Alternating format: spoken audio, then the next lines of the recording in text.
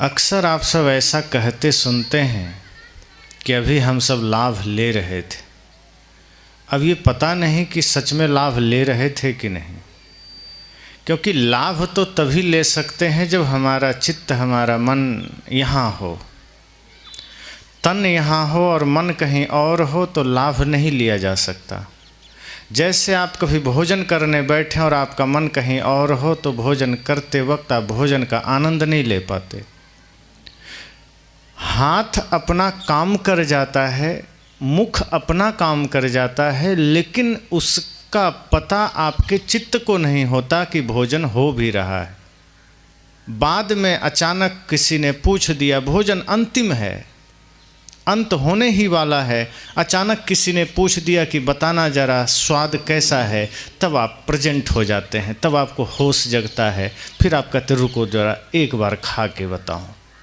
पूरी थाली खत्म होने को है पर अब तक आपको स्वाद का पता नहीं चला। अर्थ इतना ही है, हम मौजूद नहीं थे। मतलब इतना ही है कि हमारा चित्त यहाँ नहीं था।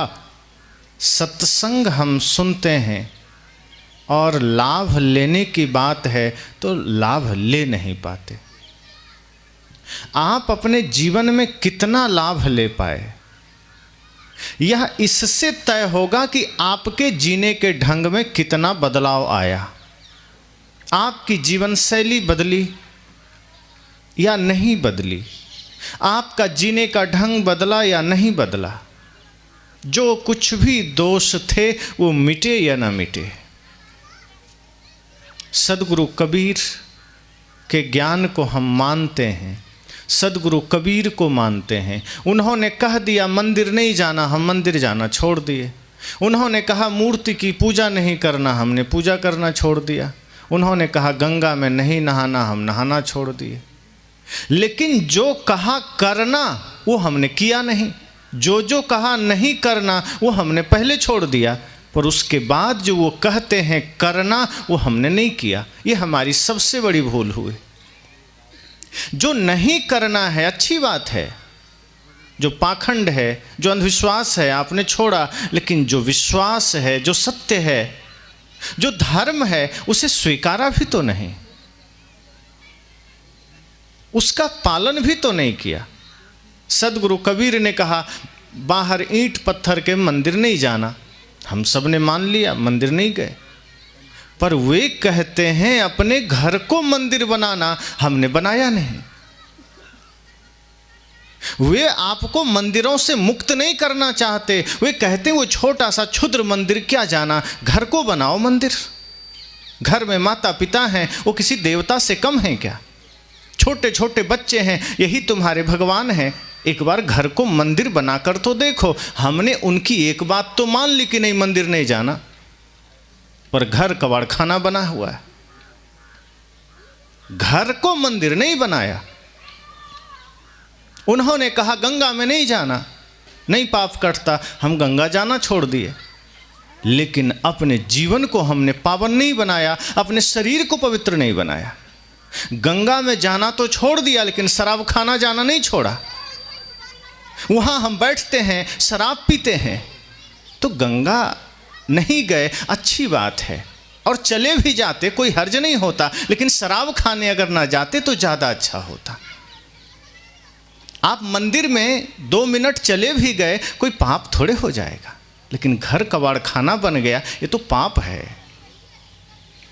आप बाहर के मंदिरों में देवी देवता मानना छोड़ दिए, ये अच्छी बात है, पर नहीं भी छोड़ते चल जाता, लेकिन अपने माँ बाप को लात तो नहीं मारो।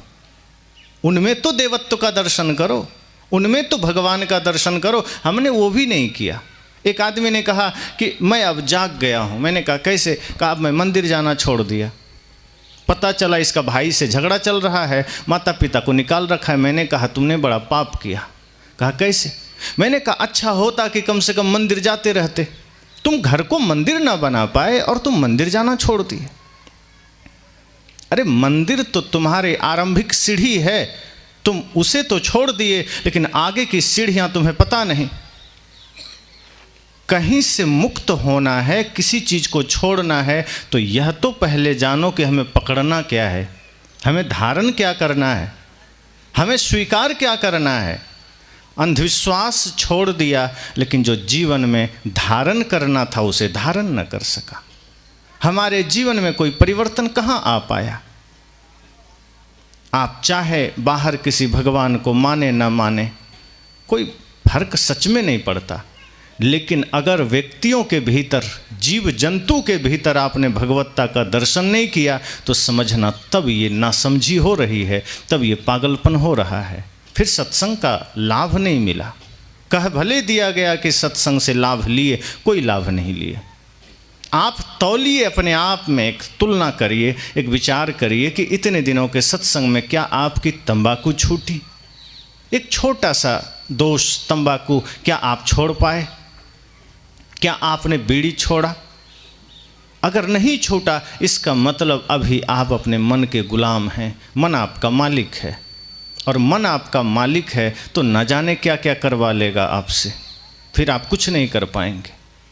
तो सद्गुरु कबीर आपको नकारात्मक नहीं बनाते, हम नकारात्मक बन जाते हैं। भगवान बुद्ध कहते हैं कि गंगा में अस्थियां बहाने से तर्पण नहीं होगा, कल्याण नहीं होगा। हमने इतना मान लिया, लेकिन वे कहते हैं संपूर्ण रूप से मन को निर्मल कर लो, संपूर्ण जगत में ही करुणा का भाव पैदा कर लो। हमने इतना छोड़ दिया। हम नकारात्मकता पहले ले लेते हैं, निगेटिविटी हम पहले ले लेते हैं, सकारात्मक हम नहीं हो पाते। और सकारात्मक नहीं होते, इसका परिणाम ये होता है कि हमारे जीवन में कोई शांति के पुष्प नहीं खिलते, हमारे जीवन में कोई उजाला नहीं आता ज्ञान का। अंधेरा है, अंधेरा है तभी तो विवाद है, अंधेरा है मन में तभी तो नशा दुर्व्यसन है। आप सोचिए, नहीं मानना, नहीं करना, नहीं जानना वाला शब्द हमारे जीवन में आ गया, पर जो करना चाहिए वो हम करते ही नहीं हैं। एक व्यक्ति ने कहा, मैं अब राम की पूजा नहीं करता, तो किन की करते हो? तो उन्होंने कहा, अब मैं कबीर साहब की पूजा करता हूँ। मैं कहा, बात उतनी ही हो गई। पहले राम का चित्र लगा था, अब कबीर साहब का चित्र लगा है, अंतर क्या हुआ? काम तो उतना ही कर रहे हो। तुम में क्या बदला? तुमने क्या परिवर्तन किया? राम के चित्र के आगे तुमने अगरबत्ती जलाना बंद कर दिया, चित्र बदल गए। अगरबत्ती नहीं बदली, तुम नहीं बदले, चित्र कबीर साहब का हो गया। बताओ अंतर क्या हुआ? तुम्हारे भीतर के पाप मिटे कि नहीं? तुम्हारे भीतर की चेतना सजग हुई कि नहीं? तुम मंदिर बदल दिए, राम मंदिर के जगह कबीर मंदिर हो गया, बुद्ध मंदिर हो गया, और क्या बदला? आप तो वही हैं। जैसे हम नए वर्ष में क्या नया करते हैं? अभी नया साल का ट्रेंड चल रहा है, हमने घर नए किए, कपड़े नए किए, जूते चप्पल नए किए, और सोचते हैं कि 2-4 दिन तो आनंद मिलेगा ही। अरे मन तो वही पुराना है, तो आनंद कहाँ से मिलेगा? कपड़े कितने भी नए हो जाएं, घर कितने भी नए हो जाएं, बाहर सजावटें कितनी भी नई हो जाएं, मन जब तक नया नहीं होगा, आनंद का कोई किरण नहीं आ सकता। झोपड़ी ही सही, पुराने कपड़े ही सही, मन नया कर लो, हर क्षण नया है, हर जीवन नया है, हर सवेरा नया है। मन नया हो जाए तो आपको किसी दिन पुराना लगेगा ही नहीं। और यदि मन पुराना है तो आप एक दिन नाच गा करके फिर इंतजार करेंगे 31 दिसंबर का कि अब आ जाए किसी तरह, ताकि एक दिन फिर खुश हो लेंगे। लेकिन मन अगर गंदा है, पुराना है, तो कभी भी नयापन नहीं आ सकता, उस दिन भी वो नयापन नहीं रहेगा। हम बदलते क्या हैं? हम मंदिर बदल देते हैं, चित्र बदल देते हैं, अपने को नहीं बदलते।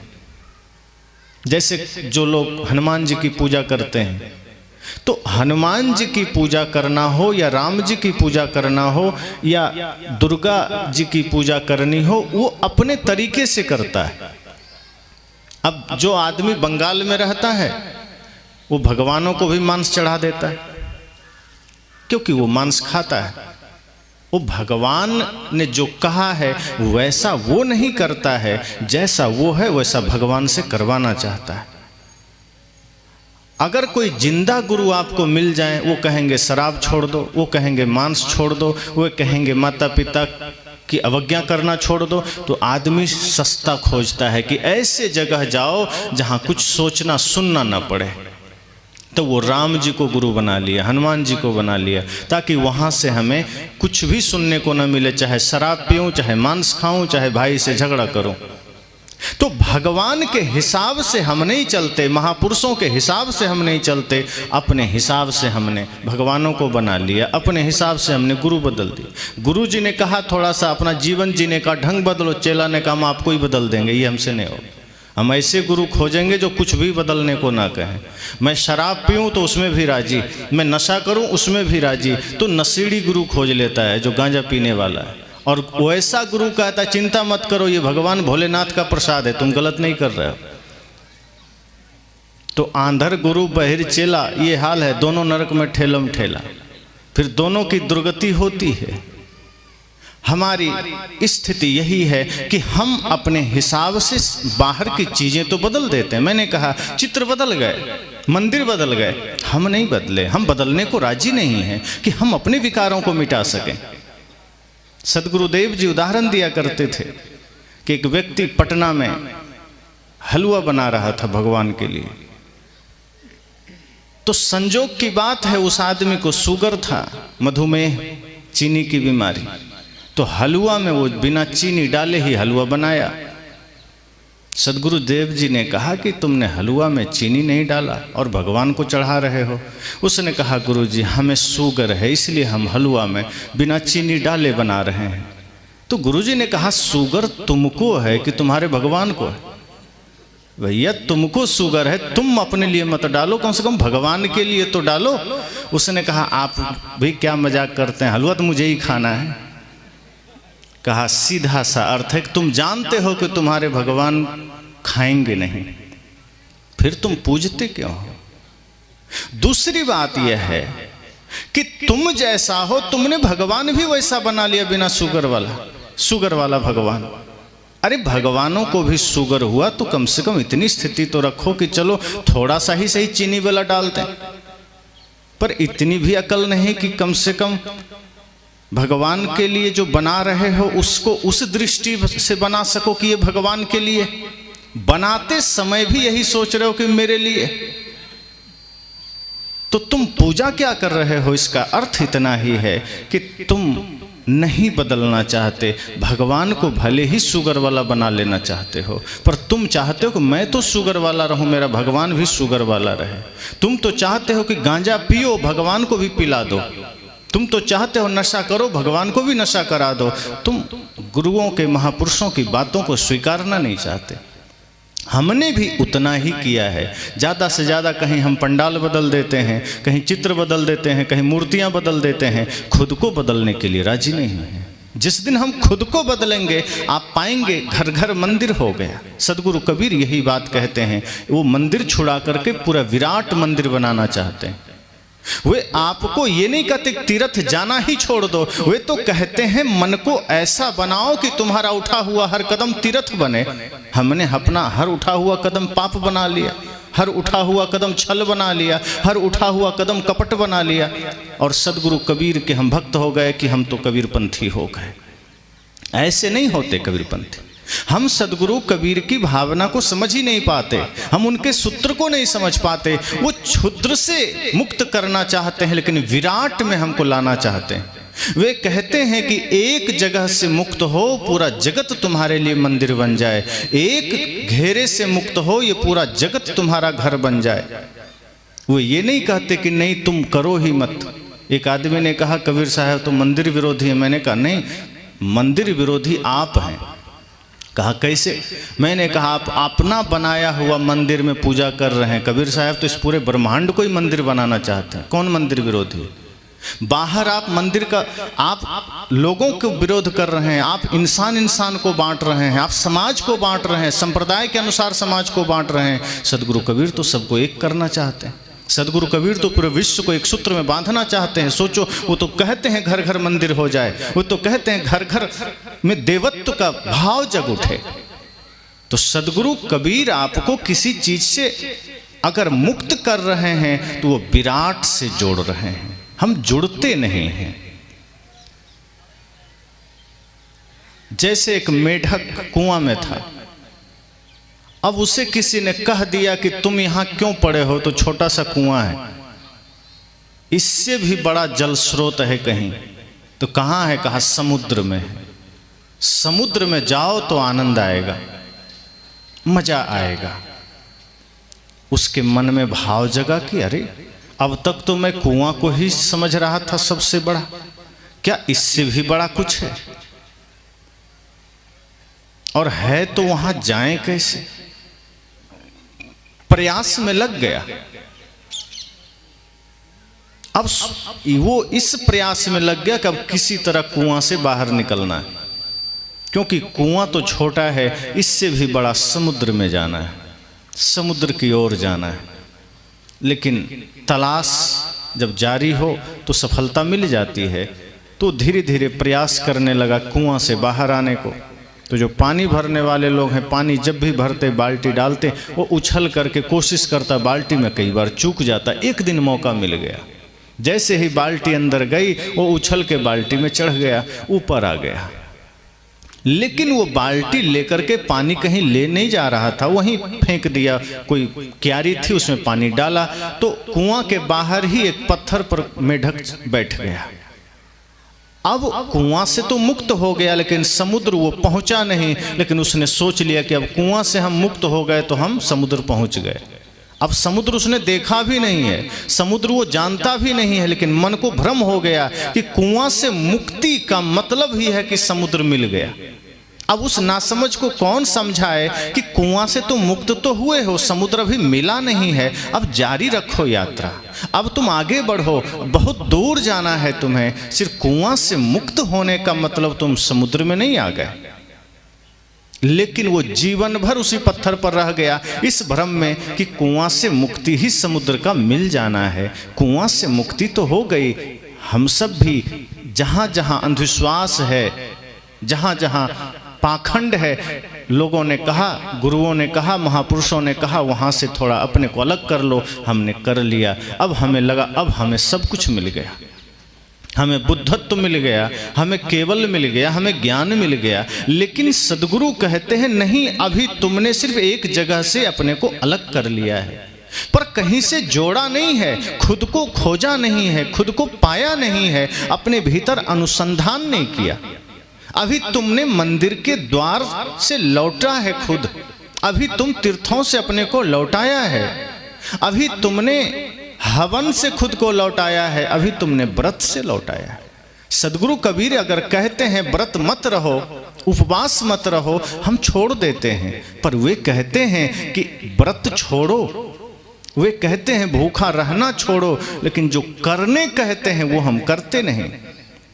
वे कहते हैं 5 ज्ञानेंद्रियां, 5 कर्मेंद्रियां और 1 मन, इन 11 को वश में करो, तुम्हारा एकादशी व्रत हो गया। ये हम करते नहीं है, बाकी भूखा रहना छोड़ देते हैं, व्रत छोड़ देते हैं। तो जो उन्होंने कहा वो मोटे को हमने पकड़ लिया। वास्तव में सदगुरु कहते हैं आप ऐसा मन को बनाओ कि आपका पल पल व्रत बन जाए। व्रत है सत्य को धारण करना, व्रत है अहिंसा को धारण करना। भूखे रहने से इतना हो जाएगा कि सप्ताह में 1 दिन भूखे रहे तो पेट बढ़िया हो जाएगा, और तो कुछ नहीं होगा। लेकिन हमने वो भी छोड़ दिया, अब पेट भी खराब है। कभी कभी रह लो भूखा, कोई दिक्कत नहीं। हालांकि उपवास रहने से कुछ होता नहीं है, सिवाय थोड़ा सा पेट के सर्विसिंग।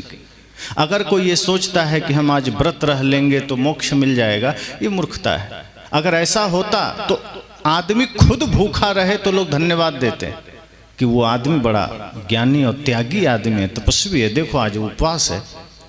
अगर उपवास सच में बढ़िया काम होता या मुक्ति का काम होता तो फिर ऐसा होता कि जैसे कोई आदमी है ना, 2-4 आदमी को कहता आज तुम्हें हम खाने नहीं देंगे। घर में लोग कहते हैं कि हम आज खाने ही नहीं देंगे, तब तो पुण्य का काम होता किसी को भोजन न देना, भूखा रखना। फिर तो दूसरे को भूखा रखना भी पुण्य हो जाता।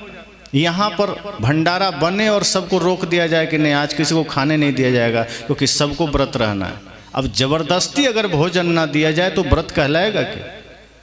व्रत स्वेच्छा से हो तो व्रत है, और कहीं भूखा रखने की समस्या हो जाए कि नहीं आज किसी को भोजन ही नहीं दिया जाएगा, कैसा दुष्ट आदमी है, खाने भी नहीं देता।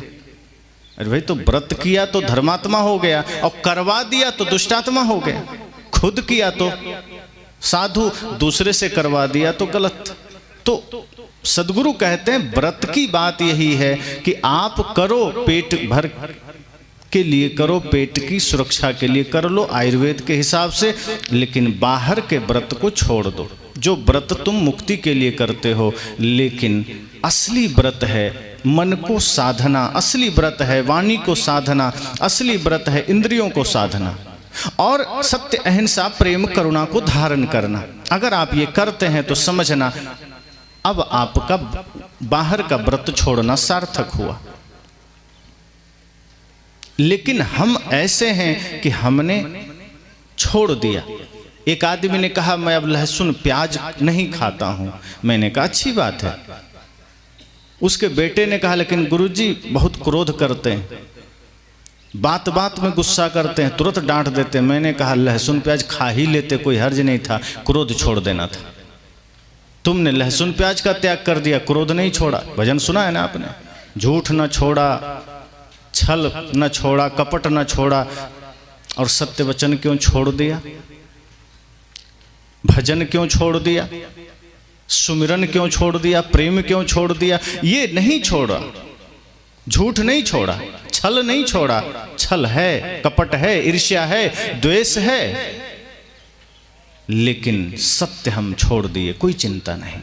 प्रेम हमने छोड़ दिया, भाइयों से हमारी बनती नहीं। हम सत्संग सुनते हैं और फिर भी प्लान करते हैं बंटवारा कैसे हो जाए, भाई से धन बंट जाए। और पिता खुद प्लान करते हैं, छोटे बच्चे हैं पर शुरू से उनकी मानसिकता बनती है कि नहीं, दो भाई है तो दोनों के हिसाब से प्रॉपर्टी लेनी है, दोनों के हिसाब से जमीन बनानी है, दोनों के हिसाब से घर बनाना है, ताकि आगे चल के बंटवारा हो सके। एक पिता वो सार्थक पिता नहीं बन पाते हैं कि अपने बच्चों को वो संस्कार दे सकें कि वो बड़ा होकर के भी धन को बांटने की बात ना सोच सके। हम खुद प्लान तैयार करते हैं कि ऐसा प्रॉपर्टी खरीदो कि दोनों बच्चे को आगे काम आए, ऐसा नहीं दोनों लड़ें। तो सत्संग भी सुन रहे हैं, बंटवारे की प्लानिंग भी चल रही है। ये तो ऐसा ही हुआ, व्याधा आएगा, दाना डालेगा, हमको फंसाएगा, जाल बिछाएगा, हम नहीं फंसेंगे। अब फंस भी गए तो सत्संग सुनेंगे, जीवन को निर्मल करेंगे, धर्म के मार्ग पर चलेंगे। लेकिन अधर्म जीवन में चल रहा है, धर्म उतरा ही नहीं है। प्लानिंग चल रहा है, अब धर्म उतरेगा तब उतरेगा। अब प्रेम में जिएंगे तब जिएंगे, कब जिएंगे प्रेम में? उम्र निकलती जा रही है, समय निकलता जा रहा है, एक एक क्षण निकलता जा रहा है। भजन आप सब सुनते हैं, उम्र देख पल पल घटी जा रही है, निकट मौत छिन छिन चली आ रही है, निकट मौत छिन छिन चली आ रही है। समझ ले तू बंदे इशारा घड़ी का, नहीं है भरोसा जरा जिंदगी का, समझ ले तू बंदे। संत कहते हैं निकट मौत छिन छिन चली आ रही, और हम प्लानिंग में ही लगे कि अब ये करना वो करना। जीवन को सजाने की चेष्टा नहीं है, सारी चेष्टाएं बाहर के लिए, सारे प्रयास बाहर के लिए। तन को कैसे सजाएं, घर को कैसे सजाएं,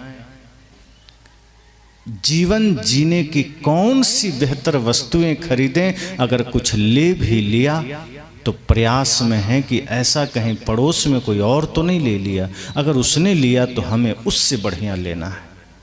अगर किसी ने यही सामान ले लिया है तो मतलब क्या रहा, थोड़ा अपना दिखाना तो पड़ेगा। अब कुछ हम और नया अपडेटेड माल खरीदेंगे, अपडेट सामान लेंगे, उसी चक्कर में सारी तैयारी चल रही है। आपसे बढ़िया किसी ने चप्पल भी ले लिया तो मन में चिंता हो गई कि नहीं, उसका चप्पल हमसे बढ़िया कैसे हो। उसने ब्रांडेड ले लिया। मोबाइल किसी का आपसे कीमती है, मन में खटक हो गई। घर में टाइल्स की क्वालिटी किसी का बढ़िया है, खटक हो गई। किसी के घर को देखा कि उसका पर्दा बड़ा बढ़िया है, हम तुरंत प्लानिंग करते हैं कि हमें भी वही पर्दा लेना है।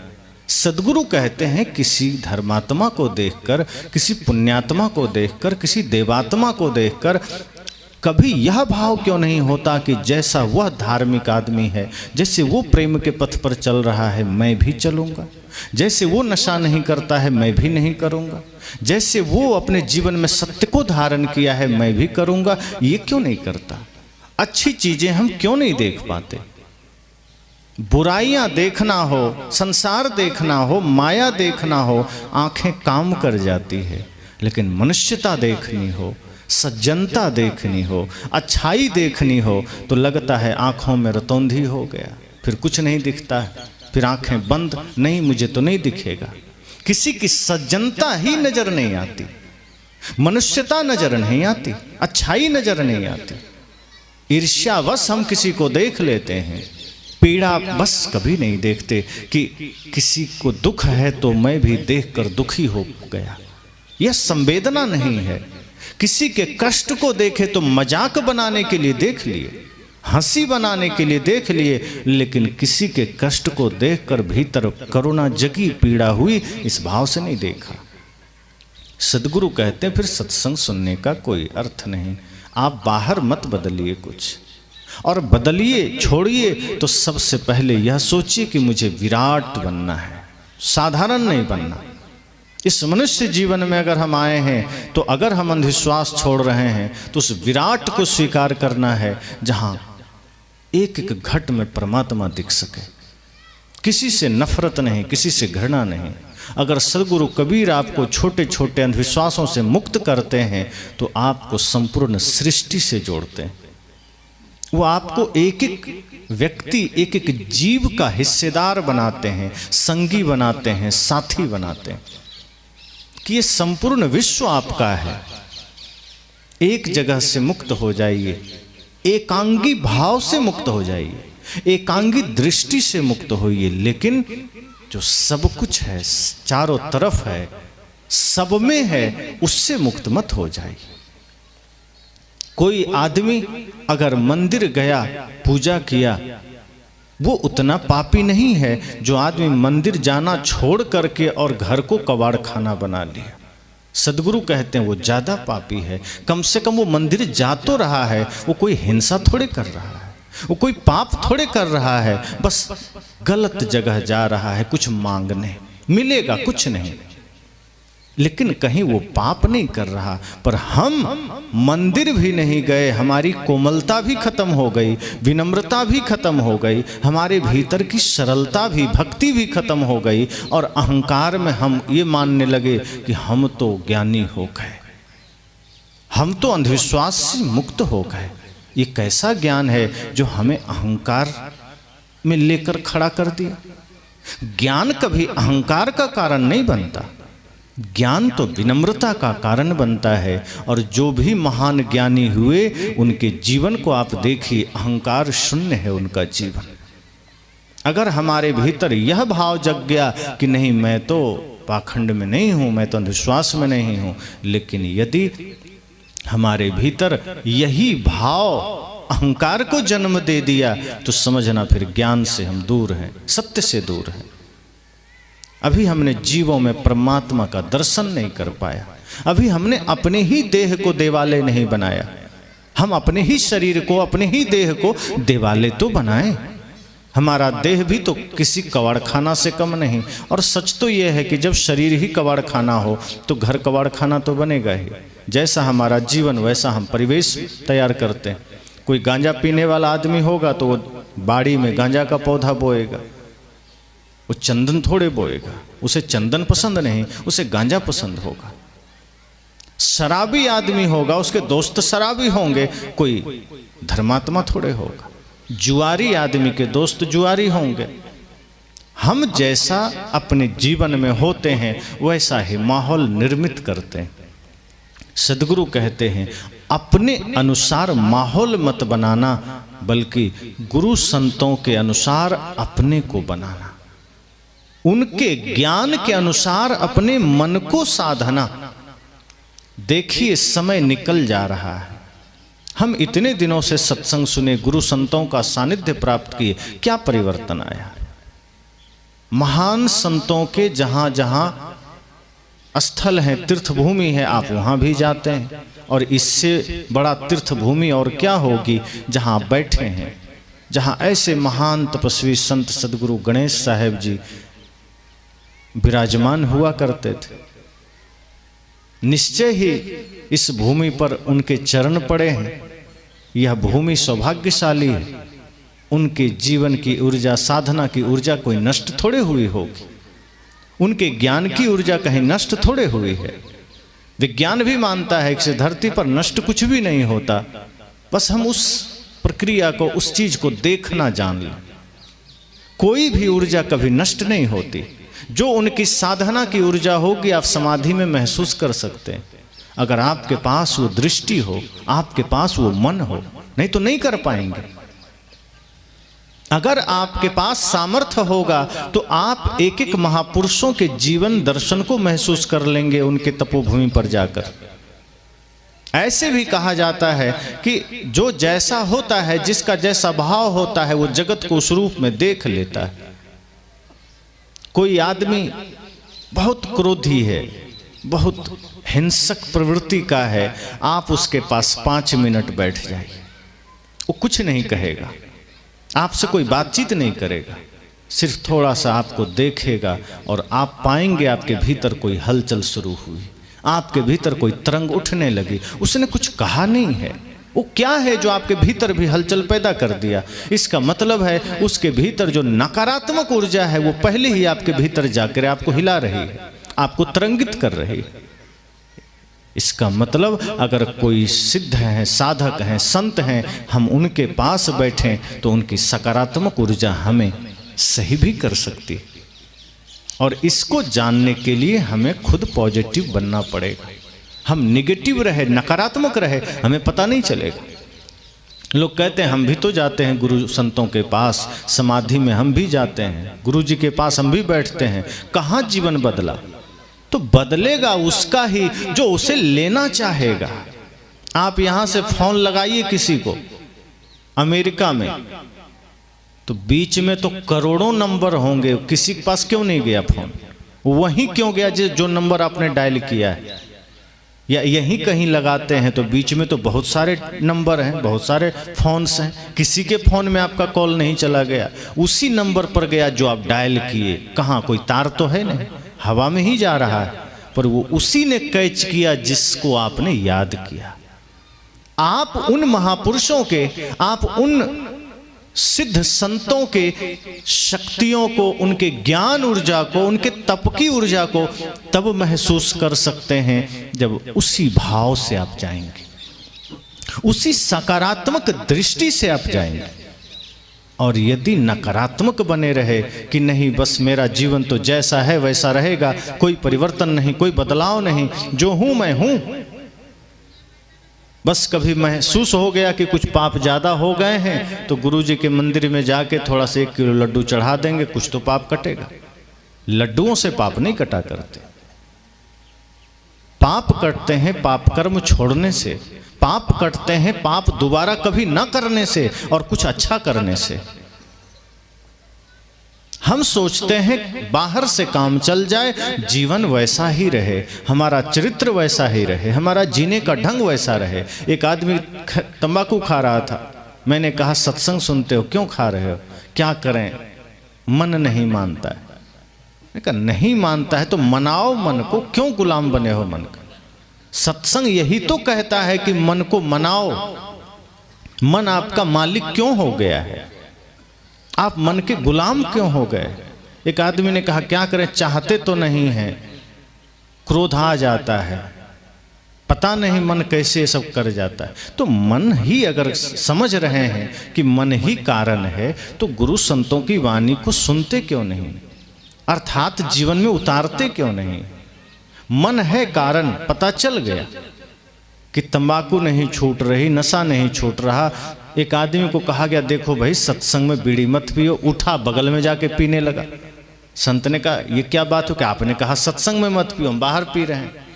ओके, सत्संग और बाहर से मतलब नहीं, पीना ही गलत है, कहीं मत पियो। ऐसा थोड़े कि बीड़ी पंडाल में गलत होगा तो बाहर सही हो जाएगा, वो गलत ही है, कहीं मत पियो ना।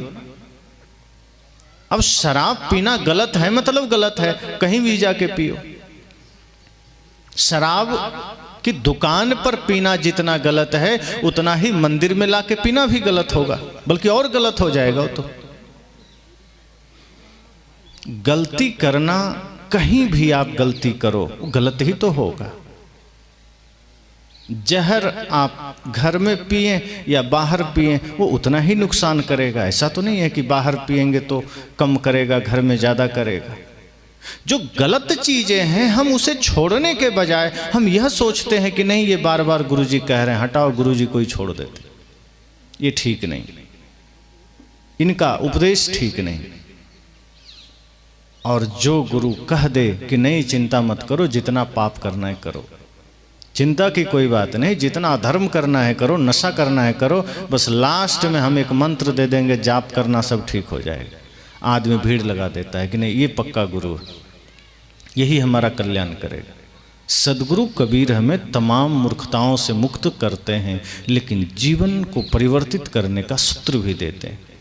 वे कहते हैं आप खुद मालिक हैं अपने जीवन के, गुरु तो रास्ता दिखा रहे हैं। इसलिए अगर सच्चे गुरु आपको मिले तो उसकी पहचान यही है कि वो यही कहेंगे कि मन निर्मल करो, कर्म पवित्र करो, अपना मार्ग तैयार करो। भगवान बुद्ध तो कहते हैं अपदीपो भव, अपना दिया खुद बनो। हम कहाँ बनना चाहते हैं? हम तो और अंधेरा किए चले जा रहे हैं। ये जितनी बुराइयां हैं वो अंधेरे का ही प्रतीक है और हम उसी से जीवन को ढकते चले जा रहे हैं। हम किसी की बात मानने को तैयार नहीं। सदगुरु कहते हैं दास नहीं, खुद का स्वामी बनो, अपने इंद्रियों का स्वामी बनो। हम दूसरे का स्वामी बनने को राजी हो जाते हैं कि हम बेटे का बन जाएं, पत्नी का बन जाएं, पड़ोसी का बन जाएं, मित्र का बन जाएं। सदगुरु कहते हैं शिक्षा ही उल्टी ले लेते हो। अरे स्वामी बनो, दूसरे का नहीं, अपने मन का बनो। दूसरों के प्रति तो विनयावनत भाव रखो, विनम्रता का भाव रखो, विजेता बनो। गुरु ने कहा, शिष्य तुरंत युद्ध करने निकल पड़ा, का ना समझ, अपना विजेता बनो। मन का, मन तुम पर हावी है, मन के अधीन हो तो दुर्व्यसन कर रहे हो, मन के अधीन हो तो गाली दे रहे, मन के अधीन होकर ईर्ष्या जन्म ले रही। आप किसी से ईर्ष्या कर रहे हैं तो कोई ज्ञान थोड़े है, आप अपना मालिक वहां नहीं है, वहां मन आपका मालिक है। जीवन की एक एक बुराई का दायित्व तो आपके मन का है और मन को आपने इतना छूट दे दिया कि वो आपको नचा रहा है। सदगुरु कहते हैं सत्संग सुनिए, सत्संग करिए, लेकिन प्रयास करिए कि आप स्वयं को बदल सकें। ये सत्संग आपके जीवन के परिवर्तन का कारण तो बने। अगर नहीं बना तो कहाँ जाके बनेगा? सदगुरु कबीर जैसे संतों के विचारों से अगर जीवन में परिवर्तन नहीं आया तो कहाँ आएगा? क्या वहां आ जाएगा? जो लोग कहते हैं बेलपत्र में शहद लगा के और शिवलिंग में चिपका दो बेटा पास हो जाएगा, वहां तो और कायरता बढ़ेगी और पाप बढ़ेंगे और ज्यादा अकर्मण्यता बढ़ेगी। कर्म की प्रेरणा, धर्म की प्रेरणा, जीवन जीने की प्रेरणा सदगुरु कबीर जैसे संत देते हैं। वो आपको सिर्फ यह नहीं कहते कि बाहर भगवान नहीं है, वो कहते हैं सबके घट में भगवान है। हम आधी बात सुनते हैं, वे कह दिए बाहर कहीं भगवान नहीं है, हाँ हाँ बस सुन लिया चल दिया, लेकिन उन्होंने कहा सबके घट में है, ये हमने सुना नहीं। वही हाल है। युधिष्ठिर ने कहा था ना कि अश्वत्थामा मारा गया, लेकिन उसके बाद और कहा था, पर कृष्ण जी ने शंख बजा दिया तो कुछ दूसरा सुना ही नहीं। अश्वत्थामा मारा गया, लेकिन नर है या हाथी ये बात दब गई। गुरु जी ने कहा बाहर भगवान नहीं है, हमने कहा हाँ बस जान लिए। पर आगे गुरु जी कहते हैं सब घट मेरो साइयां, हमने वो जाना ही नहीं, इसलिए सबको हम भगवान मान ही नहीं पाए। नहीं है ये सुन लिया, है ये नहीं सुना, नहीं जाना है ये सुन लिया, कहाँ जाना है ये नहीं सुना, नहीं करना है ये सुन लिया, क्या करना है ये नहीं सुना, नहीं खाना है ये सुन लिया, क्या खाना है ये नहीं सुना, नहीं सोचना है यह सुन लिया, क्या सोचना है यह नहीं सुना। यही समस्या हो गई जीवन में। लेकिन जब हम सजगता से गुरु संतों के विचारों को सुनते हैं तो पता चलता है कि नहीं से ज्यादा हाँ महत्वपूर्ण है। नहीं आपको नकारात्मक बनाता है, अंधकार से ज्यादा प्रकाश कीमती है। अंधकार से आप डायरेक्ट नहीं लड़ सकते, कोई उपाय है क्या? अगर आपको अंधेरा मिटाना हो तो क्या करेंगे, क्या ताकत इस्तेमाल करेंगे? कोई पहलवान आदमी कहे नहीं मैं भगा दूंगा, कैसे? 4 लाठी मारूंगा अंधेरा भग जाएगा, भगेगा?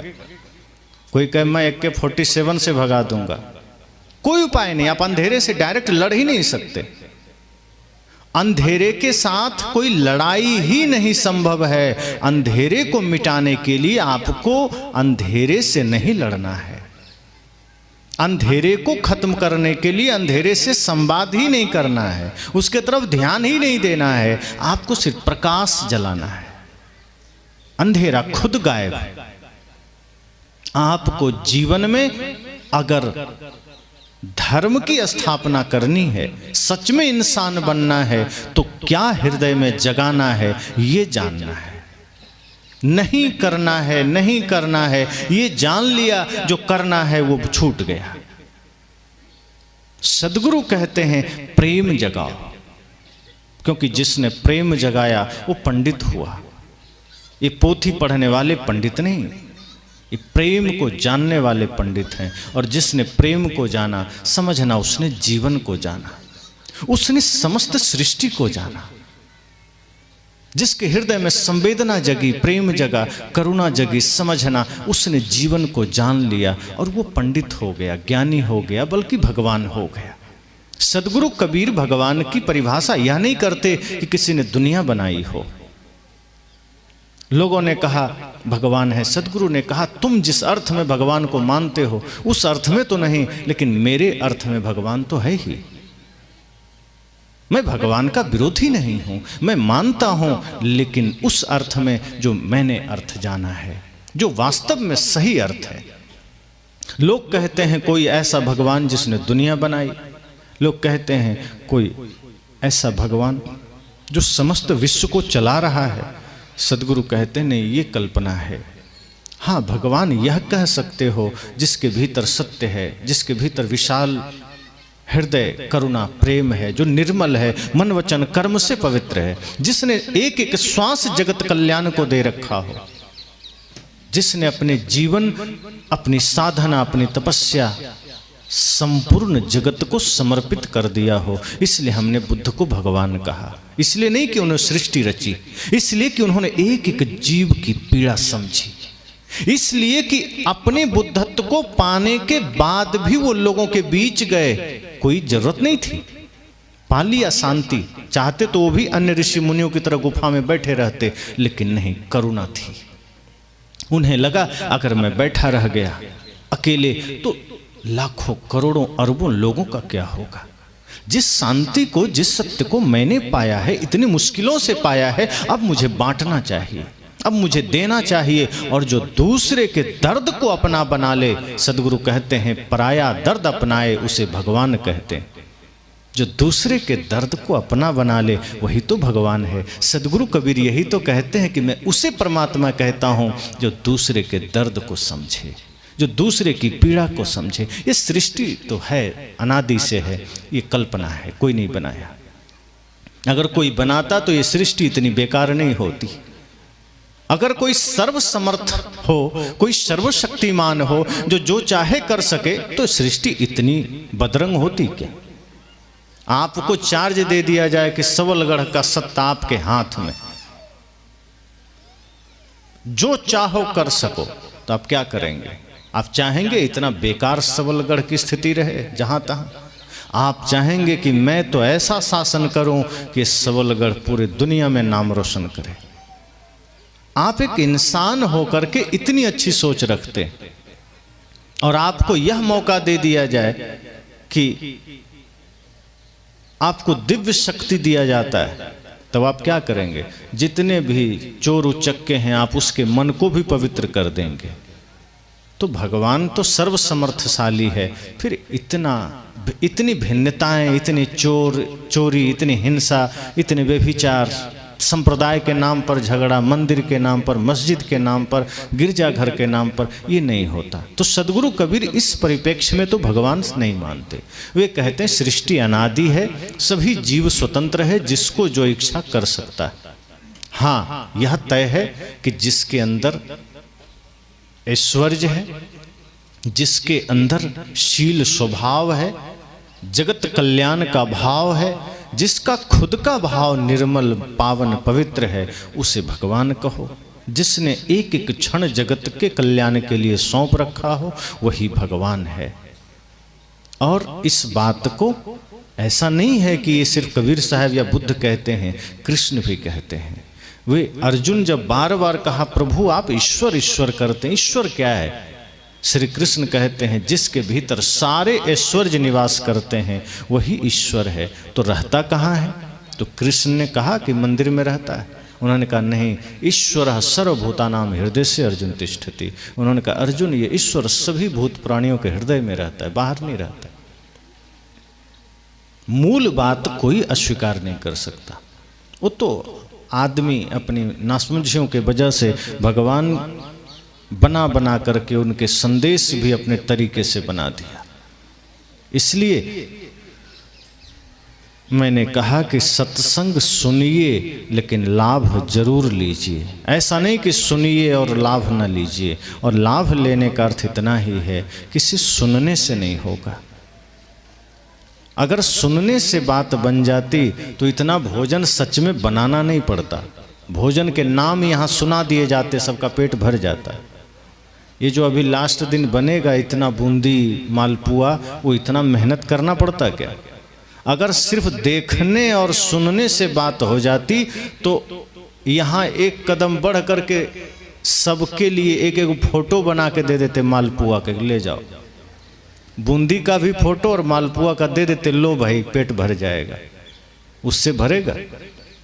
तो जो साधारण से मालपुआ से पेट नहीं भरेगा, फोटो से, तो सोचिए मुक्ति का मार्ग, ज्ञान का मार्ग, प्रेम का मार्ग सुनने भर से हो जाएगा। जीना पड़ेगा, उसको जीवन में उतारना पड़ेगा। इसलिए मैंने कहा सत्संग सिर्फ सुनने के लिए नहीं है, जीवन को बदलने के लिए है। संकल्प लीजिए कि ये पहला दिन है और ऐसे पावन भूमि पर हम आए हैं जहां महान तपस्वी संत थे। दिन की सिद्धियां अनगिनत है, आप सब परिचित हैं। और ये उनके सकारात्मक ज्ञान ऊर्जा का प्रभाव है। इसे विज्ञान भी नहीं नकारता। ये कोई चमत्कार नहीं, ये वास्तविकता है कि ऐसे महान संत जब स्वयं को प्रकृति से जोड़ लेते हैं तो उनका चित्त इतना निर्मल हो जाता है कि जब वो कुछ सोचते हैं, कुछ बोलते हैं तो प्रकृति सहायक हो जाती है कि मैं इसके साथ इसकी बातें पूरी कर दूं। फिर उनका बोलना प्रकृति का बोलना हो जाता है, उनका चलना प्रकृति का चलना हो जाता है। समस्त संसार उनके अनुकूल हो जाते हैं क्योंकि वो अपने मन को अनुकूल कर लेते हैं। तो यहाँ आकर के हम सबको अपने भीतर एक संकल्प लेना चाहिए कि सत्संग वर्षों से हो रहे हैं, पर ये सत्संग अब हमारे भीतर एक परिवर्तन ला सके, हमारे जीवन को परिवर्तित कर सके। ये सुखशाला कबीर आश्रम से एक परिवर्तन की ऐसी दिशा तय हो, एक ऐसी यात्रा शुरू हो जहाँ से वही भाव जो सद्गुरु संतों के रहे हैं, वही ज्ञान जो सद्गुरु संतों के रहे हैं, लोगों के जीवन तक पहुँचना शुरू हो जाए। और जो आज हमारा समाज कहीं ना कहीं थोड़ा थोड़ा भटकाव का मार्ग पकड़ा है, कहीं ना कहीं बिखराव का मार्ग पकड़ा है, कहीं ना कहीं अपने भीतर कबाड़खाना का जीवन बनाया है, वो धीरे धीरे धीरे धीरे सही हो जाए। तो इस पहले दिन के सत्संग में यही मंगल कामना कि हम सब सत्संग के द्वारा अपने अपने जीवन में परिवर्तन का प्रयास करें कि हमारा जीवन परिवर्तित हो सके। हम मुक्त हों अंधविश्वास से ठीक है, चमत्कार से मुक्त हों, लेकिन जो जीवन में करना है उसे हम पहले स्वीकार करें, हम पहले उस मार्ग का अनुसरण करें, हम ज्ञान का अनुसरण करें, हम प्रेम का अनुसरण करें। वो जीवन में आया नहीं, बाकी सब छूट गया तो दोनों ओर से चले गए। इसलिए बहुत बहुत धन्यवाद। वाणी को विराम।